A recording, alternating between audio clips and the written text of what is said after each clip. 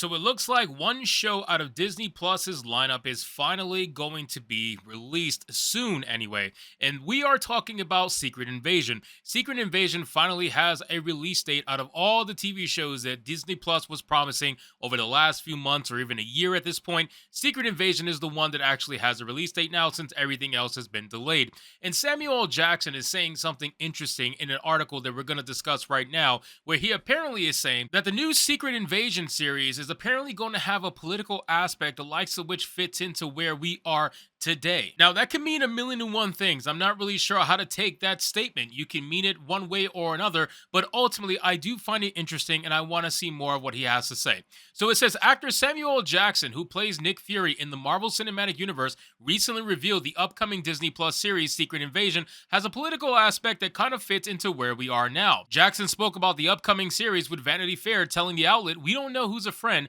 we don't know who's an enemy." He elaborated, "There's a political aspect that kind of fits into where we are right now. Who's okay? Who's not? What happens when people get afraid and don't understand other people? You can't tell who's innocent and who's guilty in this particular instance."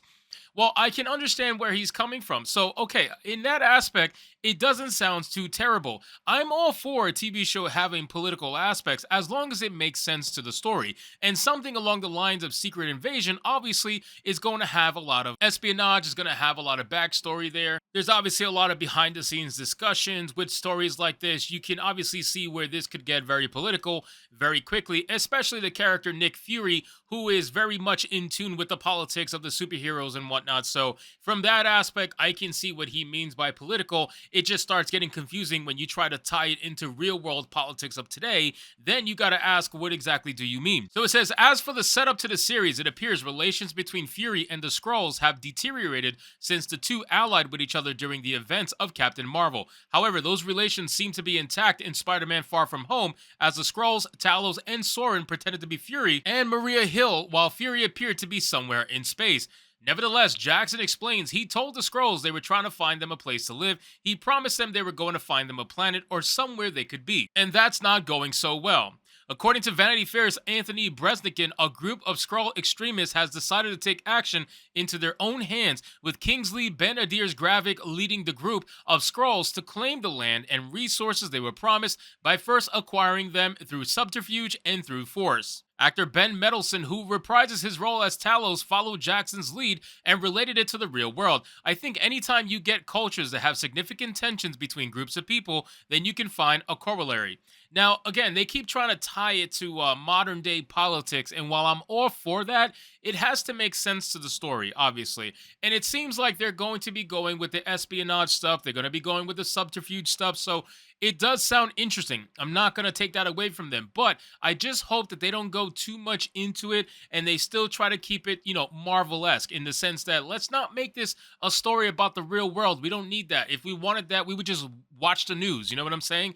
When they do stuff like this, it makes me worried that they're going to try to play around with this too much, to the sense that they're going to make it too close to the real world, and then it's going to get pretty boring. It says the Cold War stuff is the big one that jumps out, but there is plenty of strife between groups of people that this addresses. He says the strife between the Skrulls will also be personal, as Emilia Clarke's character, a Skrull named Gia, is revealed to Talos' daughter. Jackson revealed, "Remember when Ben was there with his wife and daughter? She's a little Skrull girl grown up. She's his daughter." Speaking about her character, Clarke says the constant war her character has somehow endured has hardened her for sure. "There's a kind of punk feeling that you get from this girl. It's unclear what kind of constant war the character has suffered, given Earth in the Marvel Cinematic Universe has been relatively at peace. Sure, Loki attacked a small town in New Mexico in Thor, and then New York in Avengers, but majority of the country was unaffected by it. There were multiple terrorist attacks in Iron Man 3, but there really wasn't a war." I mean, I don't know if I fully agree with that, though, because the entire Earth has been through a whole bunch of nonsense ever since the movie started coming out. I mean, I'm trying to think off the top of my head. They kind of mentioned Ultron and whatnot, but still, the Earth, like a lot of the combat stuff actually happened on Earth. Almost every single movie,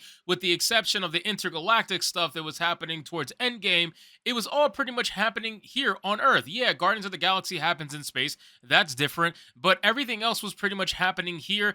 Even in Thor, when they would go to Asgard, they would still come to Earth ultimately. So to say that Earth was in relative peace, I don't know if I agree with that. I think Earth has been through a ton of nonsense in the MCU as a whole. So again, I don't really know what they're trying to say with that. It says Ultron attempted to destroy the planet by attacking Sokovia, but that attack was thwarted, and it's hard to call it a war, given it was a few small skirmishes leading up to a larger battle. Even when Thanos attacked, he launched small strikes in New York and London before a larger army attack against Wakanda. He then snapped his fingers and wiped out 50% of all life everywhere, but it wasn't done through a war. Even when past Thanos attacks, it's a single battle in a single location rather than any kind of war. Nevertheless, Clark describes her character saying she's a refugee kid who has had Talos for a dad. You know what I mean? Maybe the fact that we didn't know that he had a kid up until this point tells you everything you need to know about their relationship.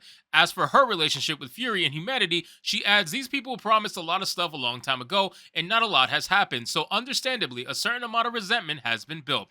There's a lot of emotions that live within her, and there is a lot of confrontational aspects to her character. They have come from circumstance. You understand why she has the feelings that she does, Clark elaborated. Now, here's an interesting comment right here. Echoing Meddleson's comment about the Cold War, the series executive producer Jonathan Schwartz revealed that the series draws inspiration from shows based on the time period. We were really inspired by shows like Homeland and The Americans. He adds, what you find there is that there's people that you would trust, or you think you can trust, or you can only trust to a certain point.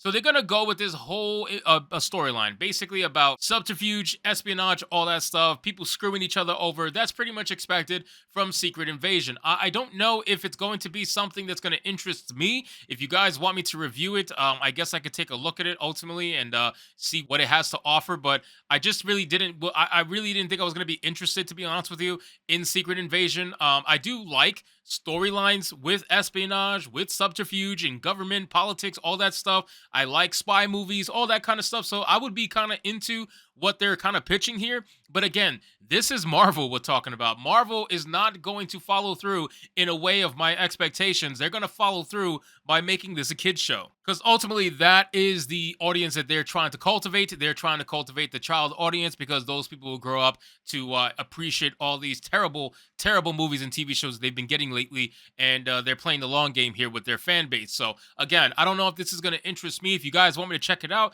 let me know in the comments down below. Anyway, guys, thank you so much for watching this video. I hope you did enjoy it. And if you did, consider leaving me a subscribe. I would greatly appreciate it. Don't forget to like the video, comment, let me know what you thought, and I'll see you guys on the next one. Hypnotic out.